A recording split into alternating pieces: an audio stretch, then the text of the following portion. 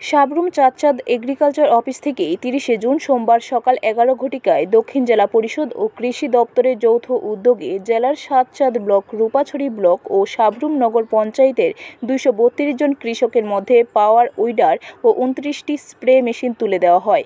অনুষ্ঠানে প্রদীপ জ্বালিয়ে উদ্বোধন করেন দক্ষিণ ত্রিপুরা জেলার সভাধিপতি দীপক দত্ত। উপস্থিত ছিলেন 39 মনু বিধানসভার বিধায়ক মাইলা প্রমুখ, সাতচাঁদ পঞ্চায়েত সমিতির চেয়ারম্যান প্রভাস লোধ ও রাখি ত্রিপুরা।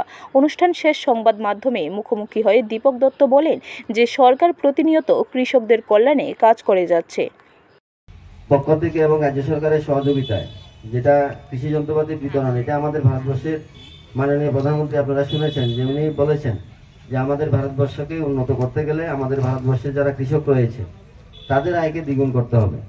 এই লক্ষ্যে উনি বিভিন্ন কৃষকদের জন্য আপনারা দেখেছেন কিষাণ সম্মান নিধি থেকে শুরু করে কৃষকদের বিনামূল্যে সার, ওষুধ, বীজ দেওয়া এবং কৃষি যন্ত্রপাতি তাদেরকে সম্পূর্ণ বিনামূল্যে প্রদান করা হচ্ছে, পাশাপাশি ভর্তুকির মাধ্যমে প্রদান করা হচ্ছে। উদ্দেশ্য একটাই, যে কৃষকদের আয় দ্বিগুণ করা। ব্যুরো রিপোর্ট, খবর ত্রিপুরা।